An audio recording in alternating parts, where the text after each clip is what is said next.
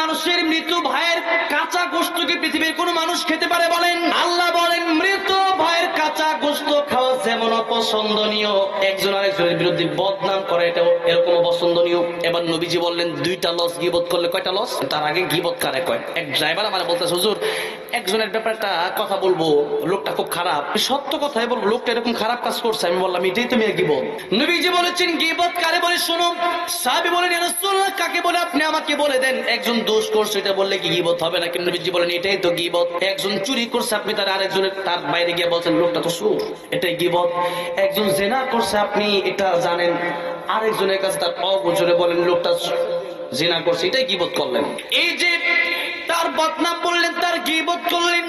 সুফিয়ান সাউরি রাহমাতুল্লাহ আলাইহি তার খাদেমকে পাঠালেন হাদিয়া দিয়ে যে আমার বিরুদ্ধে যে বদনাম করে কিছু টাকা পয়সা তারা দিয়ে আসো। খাদেম বলেন হুজুর এত আপনার বিরুদ্ধে কথা বলে। হুজুর বলে আমার বিরুদ্ধে বলুক যাই বলুক না কেন, বিরুদ্ধে বলে এই জন্য তো দেই। এই লোক আমার যেই উপকার করে আমার বাপ মা এত উপকার আমার করে না, কারণ কিয়ামতের ময়দানে তার নেকিগুলো আমার কাছে চলে আসবে, আমার গুনাহগুলো তার কাছে চলে যাবে। লাভ না লস? লাভ। আল্লাহর নবী বলেছেন তুমি যদি কারো গীবত করো দুইটা ক্ষতি তোমার হবে।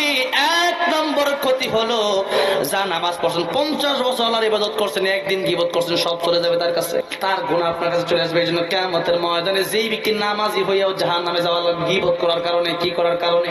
গীবত করার কারণে। আর যার গীবত আপনি করলেন ওই ব্যক্তির নামাজ, যেই ব্যক্তি আপনি নামাজ পড়লেন যার গীবত করলেন তার কাছে নামাজটা চলে গেল, ট্রান্সফার। কি হইল? ট্রান্সফার হয়ে গেল।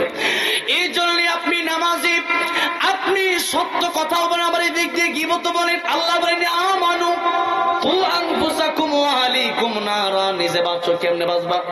নামাজ পড়ো গীবত গাও হবে না, নামাজ পড়ো চুরিও করো হবে না, নামাজ পড়ো সুদ খাও হবে না, নামাজ পড়ো ঘুষ খাও হবে। এই জন্য ইমানদার হয়েছেন মানে পরিপূর্ণ ইমানদার হওয়া লাগবে।